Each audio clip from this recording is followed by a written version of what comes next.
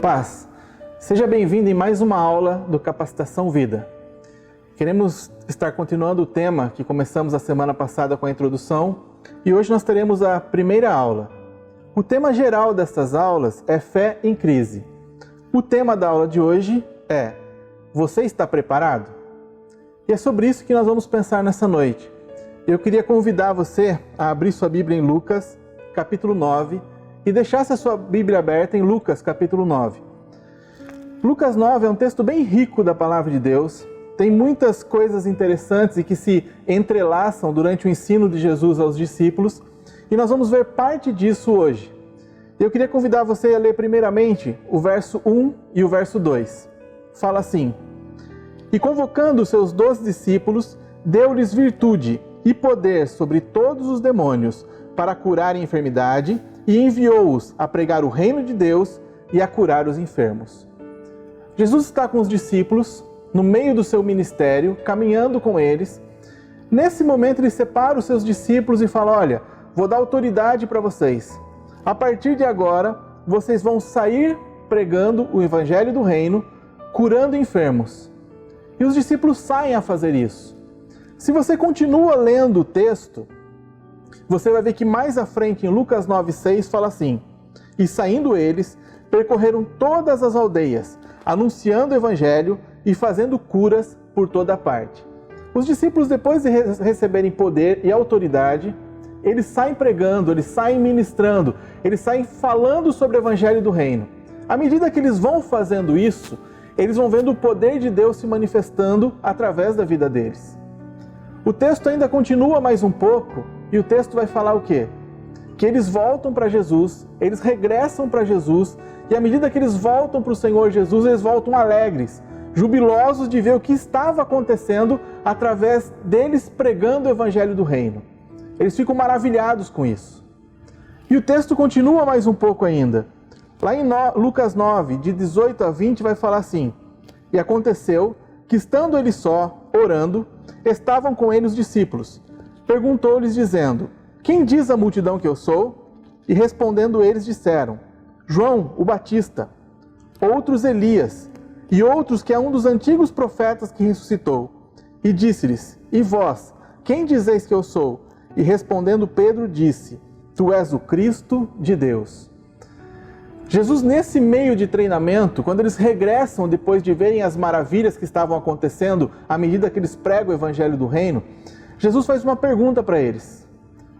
À medida que vocês foram ministrando, à medida que vocês foram pregando, à medida que vocês estão tendo contato com as pessoas, quem essas pessoas estão falando que eu sou?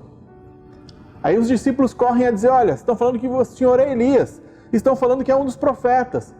Mas Pedro vem e fala: olha, tu és o Cristo, o Filho do Deus vivo. E Jesus vai falar para Pedro: olha, Pedro, não é o sangue que te revelou isso não, mas o Espírito de Deus que revelou isso para você. Mostrando que eles tinham a consciência real de quem era Jesus. Mas até aqui o que isso tem a ver com a nossa aula de hoje? Nós estamos diante de um quadro pintado. Discípulos cheios do poder de Deus, ministrando o evangelho do reino, ministrando curas e prodígios pelas províncias pelas quais passavam, que caminhavam com Jesus e que, acima de tudo, tinham a convicção correta de quem era Jesus. Estes eram os discípulos que caminhavam com Jesus. Eles sabiam quem era Jesus, sabiam do chamado deles e estavam exercendo o chamado deles. Isso pode acontecer com todos nós. Todo cristão, a princípio, sabe do seu chamado, sabe do propósito de Deus, sabe da salvação que eles têm em Cristo Jesus e passam a viver uma vida aqui na terra. Nós passamos a viver aqui nessa terra o evangelho do reino e os nossos afazeres diários. Ou seja, os nossos afazeres deveriam estar inseridos no propósito do reino. À medida que isso vai acontecendo nas nossas vidas, o encontrar dificuldades ou não faz parte da nossa vida. E é nesse momento que a fé que nós temos pregado, que a fé que nós temos falado, lido na palavra, vai ser colocada à prova. Quando essa fé é colocada à prova e a nossa resposta não é satisfatória, então nós podemos dizer que a nossa fé entrou em crise, ou que nós tivemos uma crise de fé. Se a gente continuar lendo o capítulo 9, nós vamos enxergar uma crise de fé que atacou os discípulos. Os discípulos que eram tudo isso que nós lemos até aqui, que estavam talvez vivendo aquilo que eu posso chamar de a plenitude do ministério deles com Jesus, nesse momento os discípulos vão enfrentar uma crise. O que Jesus faz? Jesus divide o grupo. Ele pega 3 discípulos e sobe para o monte orar. Os demais ficam no sopé do monte, fazendo o que eles tinham que fazer, pregar o evangelho do reino, atendendo as pessoas. E nessa divisão que acontece, nós temos 2 fatos totalmente diversos um do outro. Vamos ler lá Lucas 9, 28 e 35. Fala assim: E aconteceu que, quase 8 dias depois destas palavras, tomou consigo a Pedro, a João e a Tiago, e subiu ao monte orar. E estava ele orando, e transfigurou-se a aparência do seu rosto, e a sua roupa ficou branca e muito resplandecente. E eis que estavam falando com ele 2 homens, que eram Moisés e Elias, os quais apareceram com glória, e falavam da sua morte, a qual havia de cumprir-se em Jerusalém. E Pedro e os que estavam com ele estavam carregados de sono, e quando despertaram, viram a sua glória e aqueles 2 homens que estavam com ele.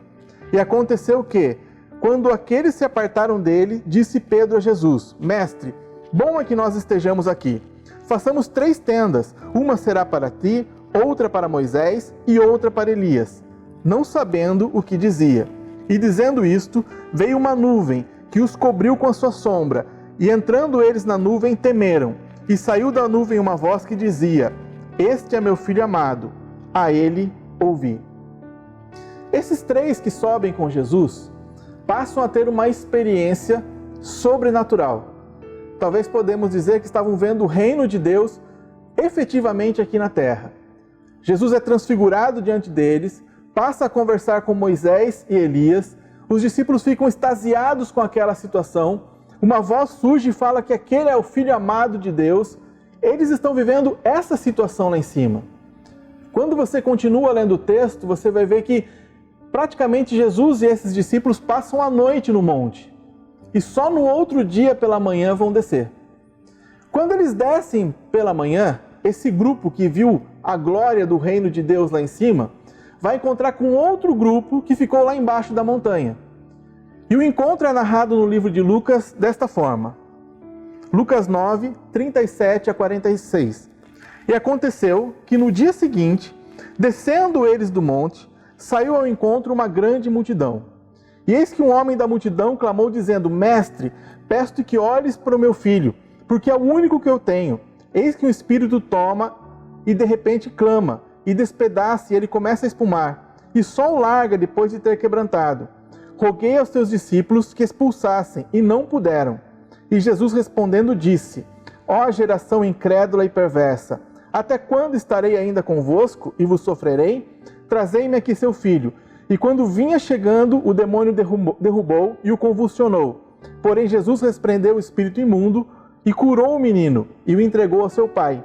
E todos pasmavam da majestade de Deus e maravilhando-se todos de todas as coisas que Jesus fazia. Quando Jesus desce com os discípulos, ele encontra uma multidão que vem ao encontro dele. E essa multidão, esse burburinho que está acontecendo, é uma confusão entre pessoas falando, os discípulos no meio, e esse homem chega e fala: Olha, mestre, eu preciso que faça alguma coisa com meu filho. Tem um espírito que se apodera dele, que despedaça ele, que faz ele espumar, e eu não consigo resolver. E eu levei para os seus discípulos e eles também não puderam resolver. Jesus, de certa forma, fica até meio indignado com isso e fala assim que essa é uma geração incrédula e perversa. Falando isso para os discípulos, que eram homens de pequena fé. Ele pede para que o homem traga o filho e cura o menino, expulsa o demônio e o devolve são ao seu pai. E aí os próprios discípulos e as pessoas que estão ali ficam maravilhados da majestade de Deus, da autoridade de Jesus e ficam extasiados com isso. Quando a gente vai para o livro de Mateus 17, de 19 a 21, que vai tratar do mesmo tema, do mesmo evento, Mateus trata dessa forma. Então os discípulos, aproximando de Jesus, em particular, disseram: Por que não podemos expulsá-lo? E Jesus lhe disse: Por causa da vossa incredulidade. Porque em verdade vos digo, se tiverdes fé como um grão de mostarda, direis a esse monte: Passa daqui para acolá, e há de passar. e nada vos será impossível. Mas esta casta de demônios não se expulsa, senão pela oração e pelo jejum. Um pequeno parênteses aqui. Os 3 primeiros evangelhos, Mateus, Marcos e Lucas, são chamados de evangelhos sinóticos. Eles têm uma correlação muito grande entre eles, narram praticamente os mesmos fatos da vida de Jesus, com poucas divergências, tratam os eventos quase que numa mesma ordem cronológica e repetem muitas das passagens que estão sendo repetidas no outro. Eu particularmente entendo que Mateus é um pouco mais específico quando ele trata desse assunto, da conversa em particular com Jesus, porque Mateus foi apóstolo de Jesus. Ele estava no meio desses 12, provavelmente ele estava no meio do grupo que estava lá embaixo e que não conseguiu expulsar o demônio do jovem. Enquanto Marcos e Lucas não foram discípulos diretos de Jesus. Na verdade, tinha uma ligação muito mais grande com o apóstolo Paulo.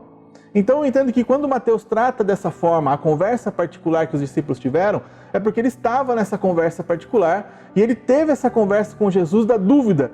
Por que eles não conseguiram resolver o problema daquele jovem que foi trazido pelo pai? E Jesus fala para eles, olha, essa casta, essa situação só pode ser resolvida com oração e com jejum. Ou seja, os discípulos enfrentaram uma crise de fé, puseram a fé que eles tinham à prova, a fé não foi aprovada, não resolveram o problema, e quando eles indagam o mestre fala, olha, esse problema só dava para ser resolvido com oração e com jejum. Ou seja, os discípulos não estavam preparados para resolver aquilo. Embora tenham feito curas, embora tenham feito milagres até aquele momento, mas para aquela situação específica, eles não estavam preparados. A pergunta para nós hoje é, nós estamos preparados? Você está preparado? Certo é que uma hora ou outra na minha e na sua vida, nós vamos enfrentar situações adversas. Seja no seu ministério, seja no seu trabalho, na sua casa, no seu casamento, no relacionamento com as pessoas, nas suas finanças, você vai enfrentar dificuldades, você vai enfrentar lutas. Será que eu e você estamos preparados para enfrentar essas lutas? Será que nós conseguimos enfrentar a luta com o que nós temos de fé e com a vida que nós temos tido com Cristo?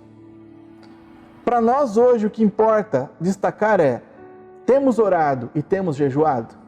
Nós estamos preparados para enfrentar as adversidades através da oração e do jejum? Uma coisa para ficar claro para nós aqui, é que vida com Deus é algo que é construído. É algo que nós vamos caminhando com Cristo e trazendo isso diante de Deus, dia a dia, e nós construímos um relacionamento com Deus. E muitas vezes o que nos falta é esse relacionamento com Deus. Como nós não construímos um relacionamento com Deus, quando nós precisamos de uma intervenção divina, ou quando nós precisamos de intimidade com Deus para buscar algumas respostas, isso nos falta. Não porque Deus mudou, não porque Deus não esteja nem aí. Nós não temos a intimidade que precisávamos ter com o Senhor. O primeiro ponto para nós é o jejum. Não vou esgotar o tema aqui, não vou tratar tudo sobre o jejum. Sei que há muita discussão que envolve a questão do jejum, pessoas que pensam diferente a respeito do jejum, mas eu queria falar algumas coisas a respeito do jejum. Primeiro, se você não jejua, com certeza você não está em pecado. Praticamente você não vai achar no Novo Testamento uma ordem imperativa, jejue, faça tantos dias de jejum. Não existe isso no Novo Testamento. No Velho Testamento, na lei, ainda existia um imperativo de um momento que você tinha que fazer jejum. Um dia de jejum, isso no momento da purificação, ou na festa da purificação. Mas no Novo Testamento você não vê isso. Jesus trata do jejum em duas situações principais onde ele fala do tema. A primeira é quando ele é questionado, por que os discípulos de João jejuam e os discípulos de Jesus não jejuavam? Ele fala o quê? Que não jejuavam porque o noivo estava com eles. Mas que um dia o noivo, ou seja, Cristo seria tirado deles, então sim, eles passariam a jejuar. E o segundo momento mais importante onde Jesus trata do assunto é quando ele vai falar a respeito do jejum e fala, olha, quando vocês fizerem o jejum, não se mostrem tristes, abatidos, pelo contrário, lavem o seu rosto, acertem as suas vestes e não mostrem para as pessoas que vocês estão em jejum. Porque vocês não precisam ser aplaudidos pelas pessoas pelo jejum que vocês fazem, mas o Pai que te vê em secreto vai te recompensar em secreto também. Quando Jesus fala isso, ele deixa claro uma coisa: vai haver recompensa para aqueles que estão fazendo jejum da maneira correta, ou seja, para Deus e não para os homens. Então, o primeiro ponto é que o jejum gera um resultado entre você e Deus, e isso está claro nas palavras de Jesus. A segunda coisa que a gente precisa entender a respeito do jejum não muda Deus. Você não vai mudar uma vírgula e nem eu do que Deus é jejuando. Jejum não deixa Deus mais bonzinho ou menos bonzinho. Jejum não vai fazer com que Deus me ouça mais ou me ouça menos. Porque o jejum não muda Deus. O jejum muda a minha vida, muda a sua vida. O poder do jejum está em mudar você, está em mudar a mim. Então, quando nós passamos a pensar na questão do jejum e na figura do jejum, é algo que tem muito mais a ver comigo e mudança sobre a minha vida do que propriamente em mudar alguma coisa em Deus. Se você faz o jejum como uma troca ou como se você tivesse de mover o braço de Deus, esqueça. O jejum é o quê? É um ato de você mudar a sua própria vida. É de você implantar na sua vida algumas coisas que estão nas Escrituras. A primeira delas, o negar-se a si mesmo. Cada vez que você se coloca em jejum diante de Deus, você está negando as suas vontades, para que a vontade de Deus prevaleça. Você está negando os seus desejos, os seus prazeres, a sua carne, para que a manifestação de Deus possa acontecer de uma maneira mais plena. A segunda coisa que está na Escritura, que fruto do Espírito é o domínio próprio. Jejum é ótimo para você exercitar o domínio próprio, para você ir estendendo a capacidade que você tem de dominar sobre a sua própria carne e sobre a sua própria vida. Em terceiro lugar, matar a carne. Porque a carne milita contra o espírito, e são opostos entre si, como diz a palavra. Mas o jejum serve para que eu faça com que a minha carne se coloque subjugada à minha vontade. E o jejum tem uma eficiência com relação a isso. Então, quando nós passamos a pensar na figura do jejum, ou na perspectiva do jejum, eu tenho que olhar isso como algo que vai me mudar. E essa é a perspectiva correta do jejuar. É eu mudar, eu separar um tempo para que eu possa estar me dedicando ao Senhor, para que eu possa estar dizendo não a mim mesmo e não à minha carne, e me dedicando ao Pai em buscá-lo e buscar principalmente a vontade dele sobre a minha vida. Paulo, quando ele vai tratar da relação entre marido e mulher, ele fala, olha, não prive um ao outro da relação entre vocês, a não ser por um curto espaço de tempo, para que vocês se dediquem à oração. O que Paulo está falando? Às vezes privar a carne, às vezes você se privar dos seus prazeres para se dedicar à oração, isso passa a ser algo importante. Por quê? Porque você vai subjugando aquilo que faz parte da sua natureza terrena, para que você possa ter mais do Pai e para que você possa deixar que mais do reino venha sobre a sua vida e esteja a sua vida. O jejum é um tempo de busca, de você se colocar à disposição de Deus. É um tempo de você estar encarando a sua vida com Deus de uma forma um pouco diferente. Então, quando nós pensamos em colocar algumas limitações à nossa carne, isso faz com que nós consigamos olhar para a vida nossa com Deus por uma perspectiva diferente. E aí, algumas coisas para você pensar. O jejum quase sempre está associado a você fazer uma troca com Deus. Olha, Deus, eu vou ficar 5 dias sem comer tal coisa para que o Senhor ouça a minha oração. Eu vou ficar 10 dias sem fazer isso para que o Senhor faça aquilo. Jejum não é uma troca. Deus não precisa trocar nada com você. Deus é poderoso, Deus te ama, Deus ouve as suas orações. Deus não precisa fazer troca com você e você não precisa fazer troca com Deus. O jejum é uma disposição do teu coração em buscar a Deus. E para que isso aconteça de uma forma mais plena, você silenciar a sua carne, a sua própria voz, para que a voz de Deus prevaleça. Quando nós falamos em jejum, algumas formas de fazer jejum ou alguns tipos de jejum. Primeiro temos o jejum normal, que é ficar sem comer. A pessoa abre mão de uma refeição, de 2 refeições, de um dia inteiro de refeição, de 2 dias de refeição, toma água e não come nada. Esse seria um jejum normal. Temos também o que chamamos de jejum parcial, como o que Daniel fez. Ele abriu mão na época dos alimentos gostosos e excelentes da mesa do rei e passou a se alimentar apenas de frutas e legumes. Ou seja, ele limitou o que ele ia comer para que isso fosse um jejum diante de Deus. Isso nós chamamos de jejum parcial. E tem o jejum total, que é onde você abre mão de água e de alimentos. Você abre mão de tudo isso, fica sem comer e sem beber para fazer um jejum diante de Deus. Algumas coisas ao respeito do jejum, práticas. Primeiro, não faça voto que você não pode cumprir. Não chegue hoje e fale, quer saber de uma coisa? Vou fazer um jejum de 10 dias sem água e sem comida. Esqueça. Comece o jejum de uma forma gradativa na sua vida. Tire o café da manhã, ou tire o almoço, ou tire o jantar. Aí um dia você tira o café da manhã e o almoço. Aí no outro dia você tira o café da manhã, o almoço e o jantar. Ou seja, faça isso de forma gradativa na sua vida, para que isso vá sendo um processo dentro da sua vida. Outra coisa muito importante, o jejum total.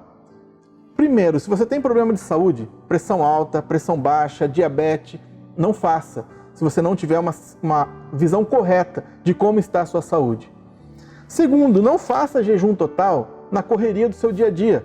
Você trabalhando, dirigindo, atendendo pessoas, não vai dar certo. Jejum total é para você fazer aquele dia que você está na sua casa, vai ficar o dia inteiro na sua casa, aí você tira o seu dia para orar, para ler a Bíblia, para adorar a Deus e ali fazer o seu jejum.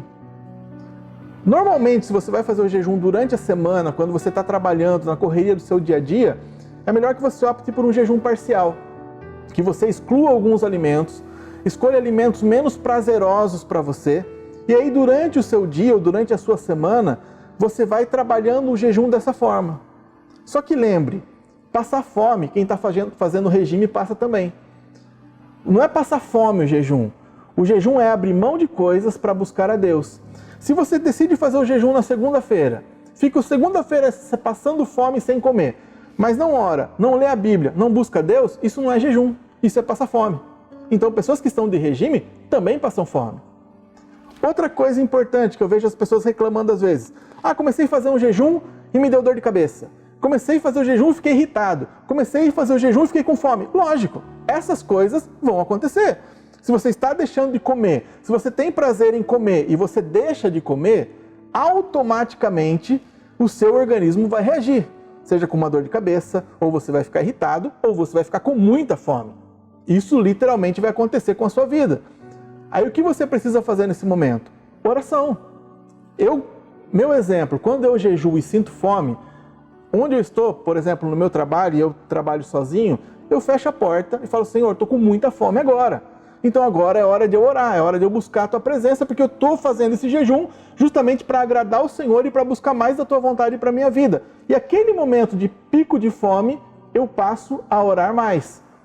E depois de um tempo, a fome passa, você consegue equilibrar isso, volta para os seus afazeres, num novo pico de fome, ora de novo e faz isso com Deus.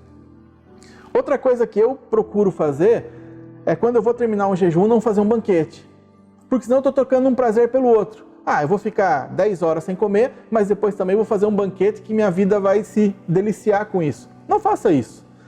Porque eu, por exemplo, se for terminar meu jejum às 6 da tarde, são 5 filãozinhos com manteiga. Então não é hora de eu fazer isso. É hora de eu pegar e comer aquilo que eu comeria normalmente. É um pãozinho e um cafezinho preto, vou comer isso e pronto, encerrei o meu jejum com uma alimentação normal que eu teria depois. Eu estou dando essas dicas práticas para você, se você quer começar um jejum diante de Deus e trabalhar isso, para que você tenha uma consciência correta disso. Que você não faça troca com Deus.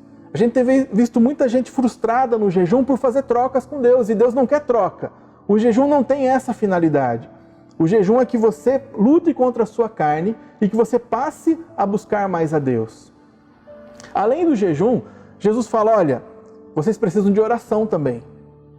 E aí é um outro ponto que nós precisamos desenvolver na nossa vida. O nosso preparo para que a nossa fé não entre em crise passa pelo jejum, mas também passa pela oração.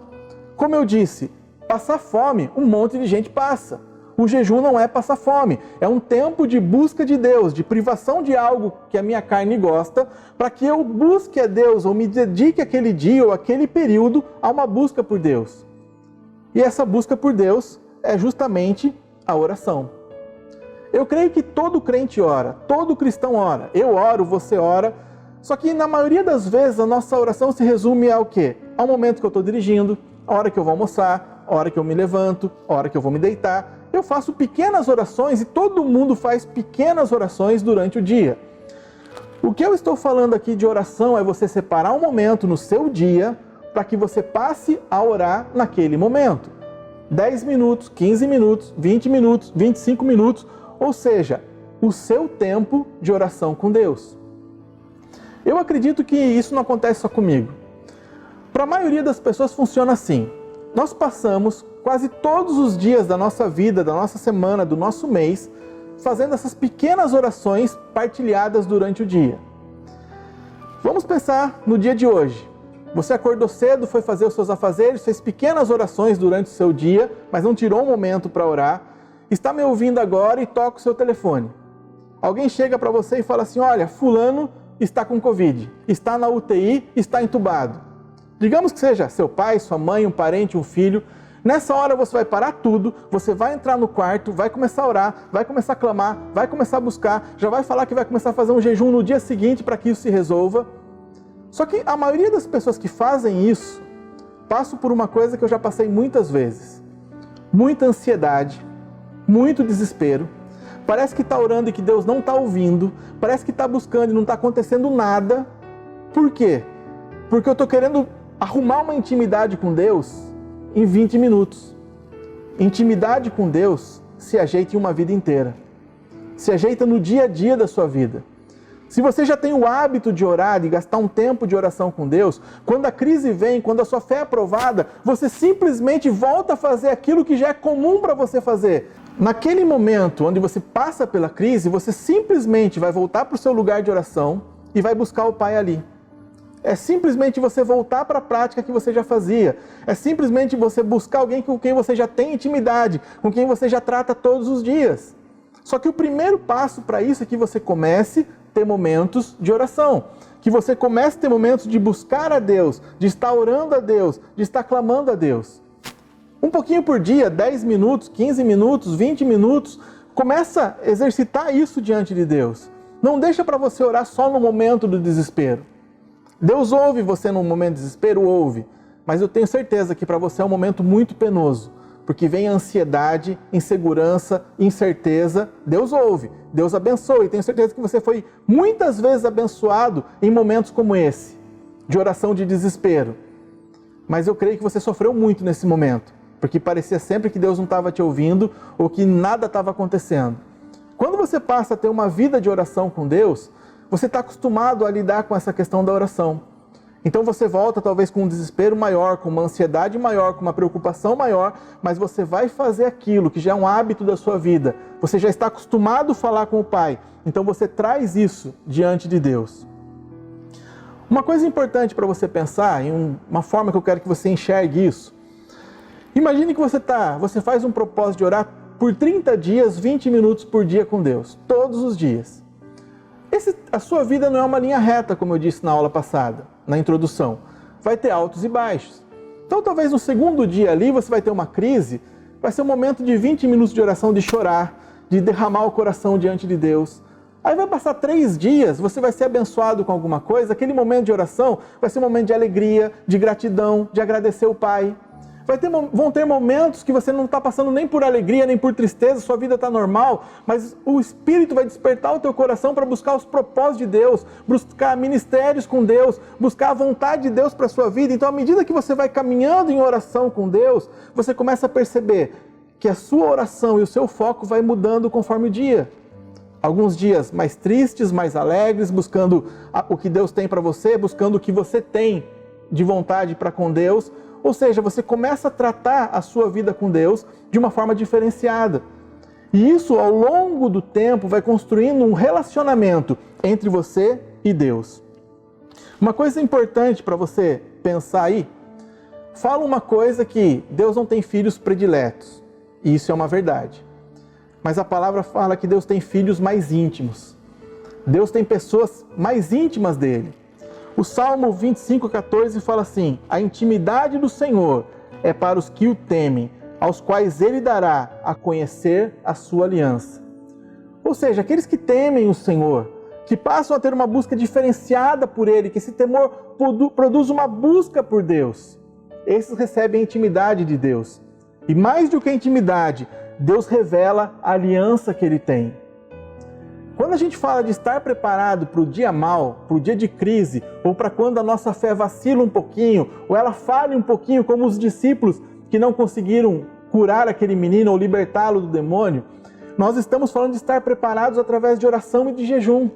Que essas práticas façam parte da nossa vida, para que quando eu e você chegarmos diante de uma situação nas nossas vidas que possa abalar a minha e a sua fé, eu e você tenhamos em Cristo uma resposta. Uma resposta que foi construída em oração e foi construída no jejum. Isso nós precisamos fazer diante de Deus. E muitas vezes, quando a nossa fé vacila, é porque eu e você não estamos preparados. Não há uma segurança no nosso coração sobre aquilo que Deus pode fazer. Falta relacionamento entre eu e Deus. Por isso que minha fé acaba vacilando. Por isso que minha fé acaba sendo atrapalhada pelas circunstâncias que estão ao meu redor. Por aquilo que eu ouço, por aquilo que eu vejo, por aquilo que eu penso. E aí eu deixo que minha fé tome um rumo diferente ou uma direção diferente.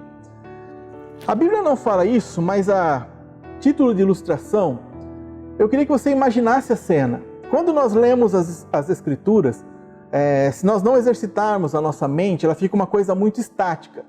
Uma história de 3 versículos, 2 versículos, estática, mas nós temos que pensar que aquilo aconteceu com pessoas reais, pessoas de verdade. Então imaginem tudo que nós lemos em Lucas 9. Eu desafio a você ler esse capítulo todo na sua casa, pensando no que você está ouvindo aqui, naquilo que Deus também vai falar à medida que você lê o capítulo todo de Lucas 9. Mas imagine os discípulos lá no começo de Lucas 9, sendo ungidos por Deus, recebendo o poder de Deus através de Cristo, saem ministrando de cidade em cidade, fazendo curas, prodígios, vem um milagre acontecer, o poder de Deus acontecer, voltam maravilhados para Jesus. Jesus fala para eles que viu o demônio caindo, quando eles retornam, num outro texto vai falar dessa forma, eu vi Satanás caindo, ou seja, vê o poder sendo manifestado. Jesus se revela como Cristo de Deus para eles numa outra conversa, e aí chega no ponto onde Jesus não está, e esse homem traz o menino para eles.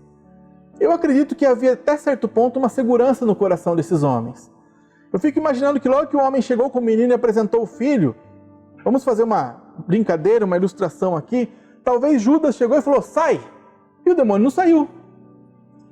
Talvez Tomé, o mais incrédulo, falou, Judas, desse jeito não vai dar certo, é melhor esperar o mestre. De repente outro discípulo, talvez Simão o Zelote, falou, viu, usa o nome de Jesus. Aí Mateus já sai do meio do povo, em nome de Jesus, sai! E nada. O demônio continuava lá. Quando o mestre vem e vê aquele tumulto acontecendo lá, ei, o que está acontecendo aí? O pai sai e começa a explicar para Jesus o que aconteceu, e Jesus expulsa o demônio do menino, e os discípulos vão até Jesus perguntar por que não puderam resolver a situação. Você consegue imaginar a sensação de frustração nesses discípulos? O sentimento de fracasso e até de humilhação na frente de toda aquela multidão não resolveu o problema? Quando Jesus fala para eles, olha, essa casta vocês não expulsam a não ser com oração ou com jejum, o que Jesus está falando para eles, olha, vocês precisam estar preparados. E é interessante isso, porque os discípulos acompanhavam a vida de Jesus. E quando nós lemos o Evangelho, os Evangelhos, em vários momentos você vê Jesus se retirando sozinho para orar. Ele se retirava para orar. E nós estamos falando de Jesus. Se ele precisava fazer isso, imagine nós, eu e você, o quanto nós precisamos nos despertar em oração e em jejum. Meu irmão, o que nós precisamos, o que a igreja precisa no tempo que nós vivemos hoje, é que haja um despertamento espiritual no meio da igreja. Que eu e você sejamos despertados pelo Espírito Santo de Deus para estarmos prontos em todo momento para as adversidades que podem surgir à nossa frente. E não só nossas. Pessoas podem vir até nós como o pai daquele menino, buscando uma solução. E qual a resposta que eu e você temos para dar para o mundo? Quando o problema é só meu, talvez eu me resolva sozinho no meu quarto com os meus problemas e com as minhas lágrimas. Mas quando é alguém que vem buscar de um filho de Deus, que é você e que sou eu, a resposta, que resposta nós temos para dar para o mundo? Qual a resposta que eu e você como igreja temos para dar para as pessoas? Então, o desejo do meu coração, através dessa palavra, é que haja um despertar de Deus sobre a sua vida. Que Deus mova no meio do teu coração, no âmago da tua alma, um despertar, um desejo de buscar a Deus de uma forma diferenciada, de você começar a buscar a Deus nas suas orações, no seu jejum, de se colocar na presença dEle, porque isso não vai mudar Deus, mas isso com certeza vai mudar a sua vida e o seu coração. Vai mudar a sua perspectiva a respeito da palavra e do reino de Deus. Isso, além de tudo, vai fazer com que você seja capaz e apto de mudar a vida de pessoas e história de pessoas. Quando a igreja se levantar dessa forma, quando nós nos levantarmos dessa forma, a igreja vai começar a fazer diferença na face da terra. Porque serão homens e mulheres preparados pelo Espírito Santo de Deus, para que no momento onde a fé seja colocada à prova, a fé não vai entrar em crise. Mas o que vai acontecer é a manifestação do poder e do milagre de Deus sobre a sua vida e sobre a vida das pessoas. Que Deus esteja te abençoando, meu irmão, uma semana abençoada. E se você não faz o jejum e a oração, se desperte para isso, se propõe a fazer isso. Dê o primeiro passo, que o Senhor vai te sustentar. Deus te abençoe.